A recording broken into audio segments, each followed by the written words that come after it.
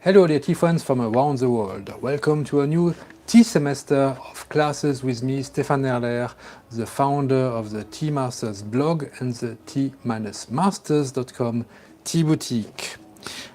Welcome to this fall-winter 2025 semester, where we are going to introduce today the classes that I'm going to bring you on this channel every week at the same time, Sunday at 10.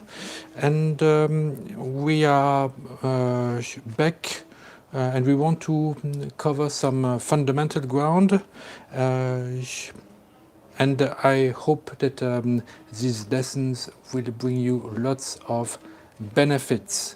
And I try to detail the content in a moment. But before I do that, I have to start with a very important announcement, because the summer has not been very restful for the world, and a very important development happened last week due to the tariffs of President Trump. The post office in Taiwan decided to stop shipping small packages via airmail or EMS to the United States. So this news only concerns Americans or people living in America and wanting to order tea from me in Taiwan. This is not possible anymore starting last week. I don't know how long it will last. The Taiwan Post Office also does not know. The situation is as follows. For a long time, for the last 20 years, there were no duties when shipping small packages to the United States. I think they had an $800 exemption. So the post office had no system in place to collect any duties. Now they have to close this loophole and collect duties. So for this, they need to set up a system that will make sure that they get the money from the end customer, since sorry, I'm not going to pay for the duties. So, and I cannot also, even if I collected them from you, I have no way of giving them to the post office, who would then give them to the US government. So this system does not work yet. So in the meantime, it will not be possible to send packages to the US. Otherwise, unless your order is really very big and you are okay to spend over $100 or $150 on the shipping. This is what it costs to ship from Taiwan via FedEx or DHL or UPS. It would cost over $100. So this is sometimes it makes sense for very large orders, but for most tea orders, actually, they fall in the $50 to $300 range. Here, it does not really make sense. So, how can we adapt to this situation, dear US customers?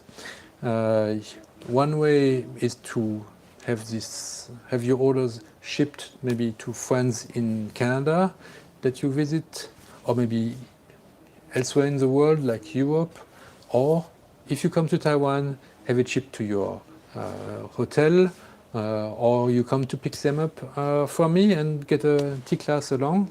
These are possibilities. Otherwise, well, we will just have to wait this one out and hope for the best, that that the situation will find a solution, and that duties can be paid in the US, even via the post office. Now, this situation underlines the concept of anti-fragility. It's a concept from Nassim Taleb, an economist, who defines anti-fragility as something a bit different from strength. You have the good example are dinosaurs. these were very powerful, strong creatures at the top of the food chain in their time. They had no enemies, they were so large, and they were very well adapted to their environment. They really took advantage of everything that was growing. The plants that were growing, they were able to digest them. So they were very well adapted to their time. However, when a meteorite fell on the Earth and changed the climate suddenly, they were so well adapted to the present condition that they were wiped off the map because they were unable to change and adapt to this new situation. So this is a bit, I think, the background for these duties. The US president feels that the US is like maybe like a dinosaur, very dependent on Chinese manufacturing, and he would like to bring manufacturing back to the United States to be less dependent on China. However, in the process, maybe he's causing more damage than advantages for the US economy. This we are going to find out in the coming years. It's going to be interesting. A general rule, in tea, when we are brewing tea, we're not talking about politics, but sometimes politics catches up to us. So today I'm going to drink a Fushoshan Oolong, which is also called the President's Tea in Taiwan. If you wonder why, you can check one of my previous videos about the name, the President's Tea. And I think I like last year's President's Tea better, so I chose to drink the 2024 President's Tea from Fushoshan during this tea class. That's just a little private joke.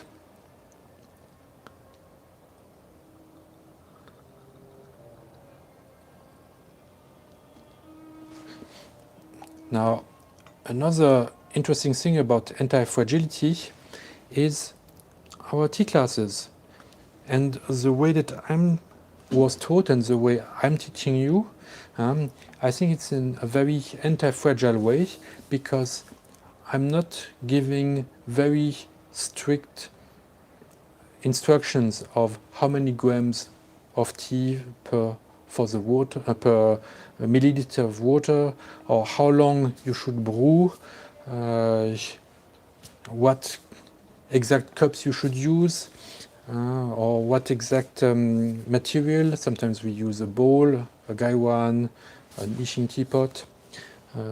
We are not measuring the weight. We are not using a timer for our brew, but the way I'm teaching you is to pay attention to the character of the tea in order to adapt your brew to each tea that you are making, so that it's not a formula that is dead, but that it's more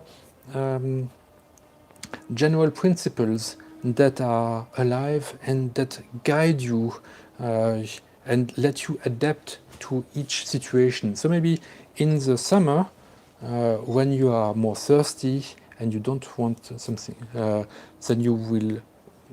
I prefer my tea a bit lighter. So that's why I use a bit fewer leaves. And if you are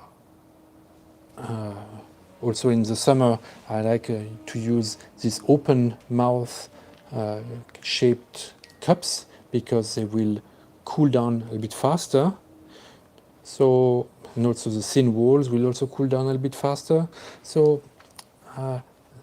my brewing technique tries also to fit this concept of anti-fragility. Another application of anti-fragility is to be a very small business and being able to respond to these kind of big shifts in the economy or in the regulations. Now with the US market closed to me for a while, I'm not able to export my tea to maybe half of my customers. Well, no problem. Since I'm speaking French and German also, and English is also well understood in lots of other countries in Northern Europe and even in Asia, I don't have much worries that I won't find our customers for good teas. Good teas always find a way to customers. That's the problem with high quality teas. They are difficult to find because once some customers find them, word of mouth spreads and then it sells out quite easily. So, and that's why when the dinosaurs disappeared, the cockroaches and mice, they continued to adapt to the environment because they were small and nimble. That's what my shop is about. And so I hope for the best for you guys in the US, and for the others, let's enjoy these tea classes. Now let me give you more detail about the course that I have prepared. It will focus on Wenshan Baozhong, Taiwan's oldest tea appellation, and together we are going to study this tea from lots of different angles. For instance, we are going to study its history, which dates back to the end of the 19th century, and we will see how it intersects with the history of China and Japan. Now, for this, I will be using these books, Baozhong Cha, Taiwan Cha Jie, and Dakai Chaxiang de Gushe. These are books in Chinese which are not translated into English. Two are from T. Parker. This one's from another author. They all touch on Baozhong and on the tea history in Taiwan or in northern Taiwan. So these are the material I'm going to use. These books mostly are not in print anymore. No worry, I have them on hand and I'm going to use them as my foundational material for these classes. Plus, with all the classes that I took with T. Parker about Oolong and Baozhong in particular, it's also going to be very helpful. Then we are also going to discuss the geography of Baozhong and how Baozhong kind of gradually migrated from Nangang to Pinglin. That's also quite interesting to see that tea trees are migrating. We would think of tea trees as something that does not move. A tree, how does it move? Well, but actually it does, and the plantations have moved away from the east of Taipei to the south, southeast. Then, of course, every week we are going to brew a different Baozhong from a sampler that I've selected and that I'm proposing also on TeaMasters.com on my boutique. This will give us the opportunity to review again the 3 ways of brewing tea with a bowl, gaiwan, or teapot. And above all, now by studying these 8 Baozhongs, we are going to study several cultivars, 8 different styles, and the large variety that we find in Baozhong, which is maybe larger than in high modern oolongs, where we only use 1 or 2 cultivars, Jinshuan up to 1,200 meters, and then it's almost only Qingxing Oolong. There are very few other cultivars used in the high mountains, but in Wenshan, for Baozhong, there are lots of different cultivars. We are going to start these classes in 2 weeks. I want to give you time to place your orders so that the tea has time to be shipped to you. Several have done so already. I thank them very much, Valerie and Elizabeth. And if you have not done yet, it's really a good opportunity to buy now, because these 8 Baozhongs cost only $85. That's, you are saving $4.5 compared to buying them individually. And I also add an additional 12-gram sample of green Bilochun. I will explain a little bit later why. What are we doing next week? We are doing a class about Zola's novel, The Lady's Paradise, or The Lady's Delight. And we are going to study this novel from the angle of tea and beverages. And this is a kind of study that I've done already several times with Zola. And I find it very interesting how well beverages and tea shed a lot of light on the meaning that Zola puts in his stories.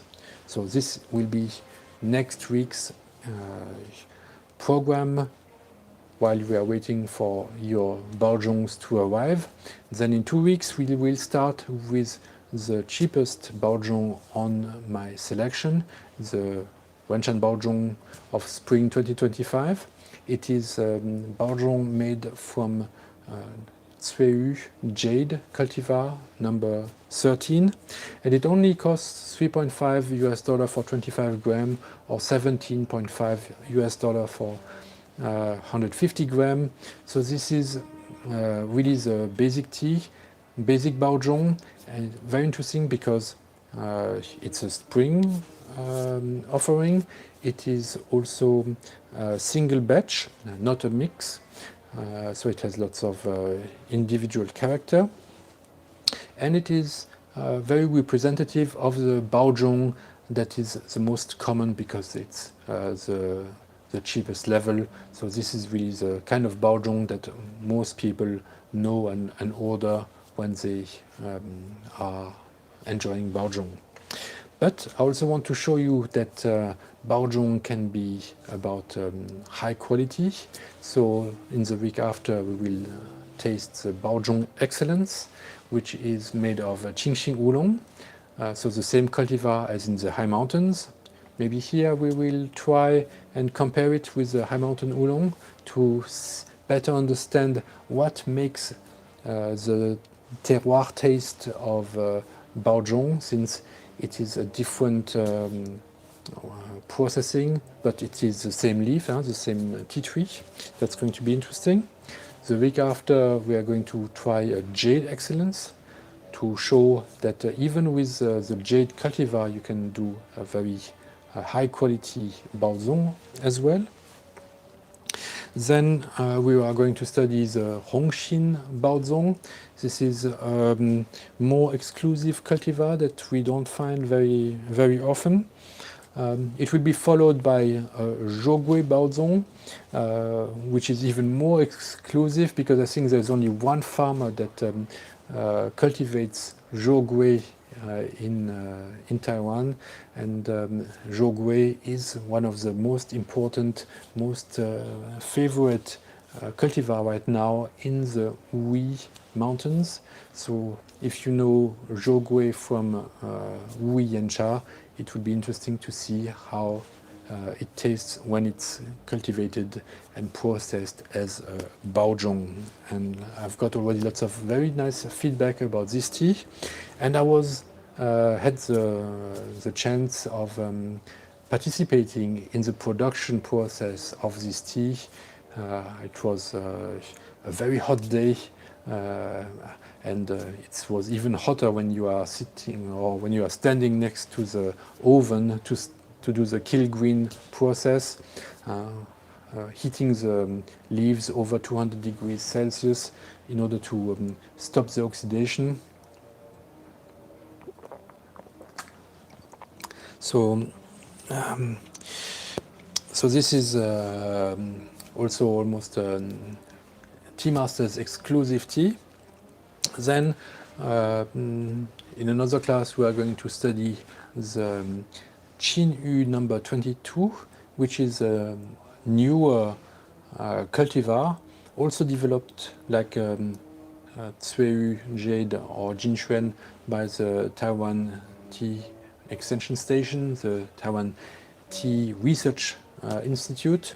And this tea is grown on a family-sized organic plantation that I follow for over 20 years now, because they are also my supplier for Baozhongs, the green tea. So it's going to be interesting to, that's why I also wanted to add this sample of Baozhongs so that we can compare a green tea and a fresh Baozhong and see what is the big difference between these two families, because Baozhong belongs to the oolong, a partially oxidized tea family, whereas Baozhong is a green tea, non-oxidized tea. The Qinu is also interesting because it's a winter harvest, and all the others are spring. So here we can get to better understand the character of winter harvests. And finally, the last two Baozhongs that we are going to study in this set are two more traditional Baozhong. One might surprise you, it's the Osmanthus scented Baozhong, also from Sanxia, from this organic tea plantation.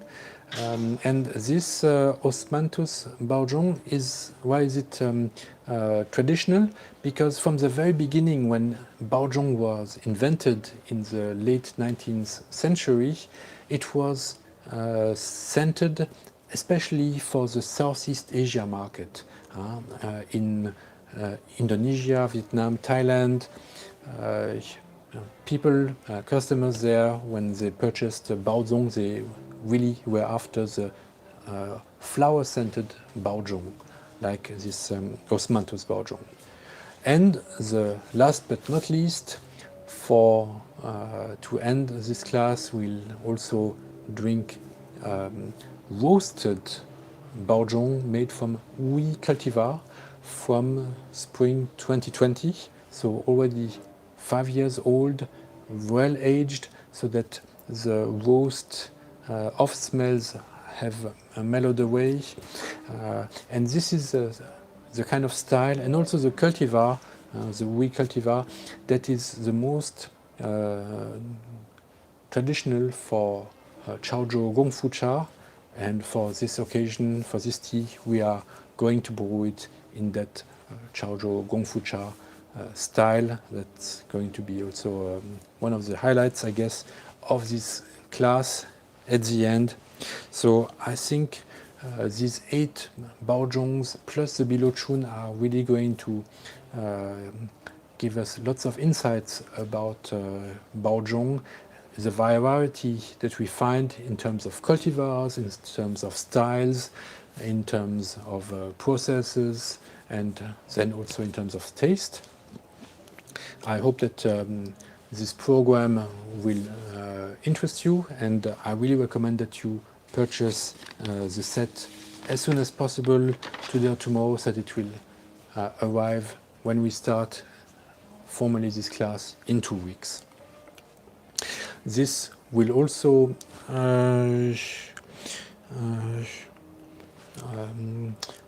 help us make chashi, like today. These tea ceremonies, I don't like so much the name ceremonies, but the tea setup where we create a beautiful harmony between the accessories and the tea with 2 goals. The first goal, of course, is to make the best cup possible.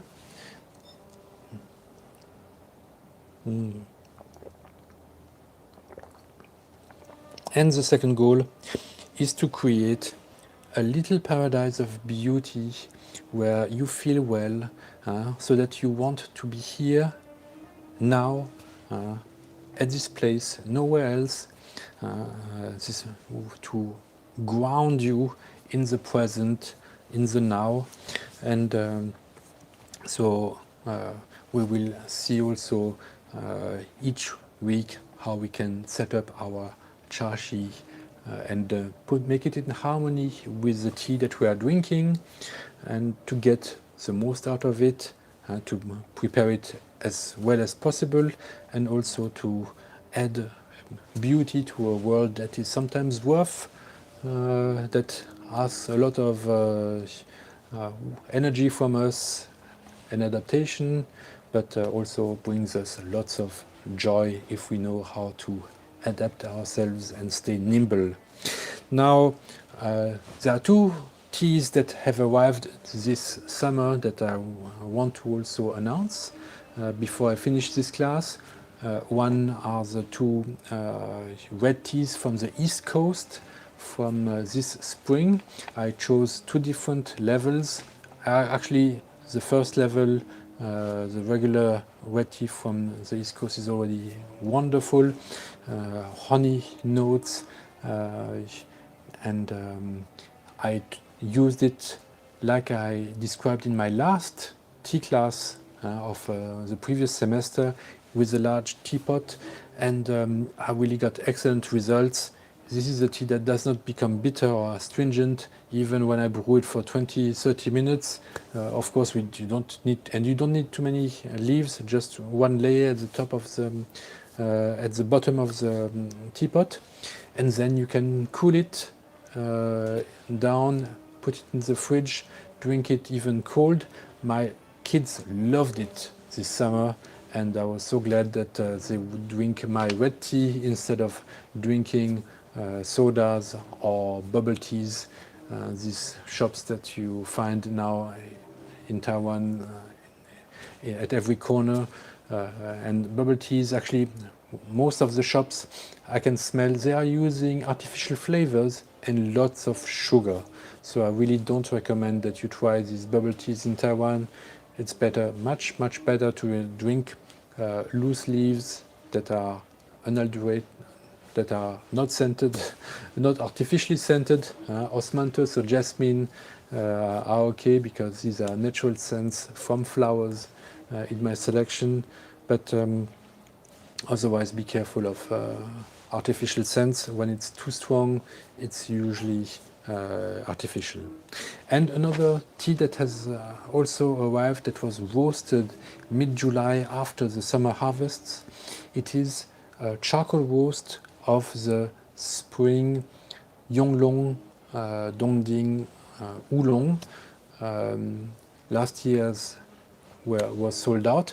It was our material for last year's classes, if you remember. And this year I recreated this set because I also was able to add the fresh leaves from this spring. So now it's possible in this set to compare the charcoal roasted Yonglong Dongding with the version before it was charcoal roasted, the fresh version. And this tea actually sells out very quickly, so if you are interested in this comparison, also don't wait and order quickly this set or just these two teas. They're really excellent. Okay, give me a thumbs up if you like this tea class, and if you don't want to miss the coming tea classes, subscribe to the channel, and you are also free to leave a message or a comment, and I can answer right now directly, or if you leave it later, I will also answer it on the blog. Let me check. Oh, lots of messages. Thank you very much, Elizabeth, for your kind words, and Terry for agreeing. Oh, Terry is brewing the Fushoshan of 2025. I am the 2024. I look forward to learning more about Baozhong vicariously. Hopefully the shipping problems will be resolved. But I have plenty of Baozhong in my stash. Great, thank you very much, Terry. I'm glad that you have enough Baozhong and that maybe some of them are similar to what we are going to study. Thank you very much, Elizabeth and Terry, for your comments. I wish you a great Sunday, great tea, and see you next week. Bye bye.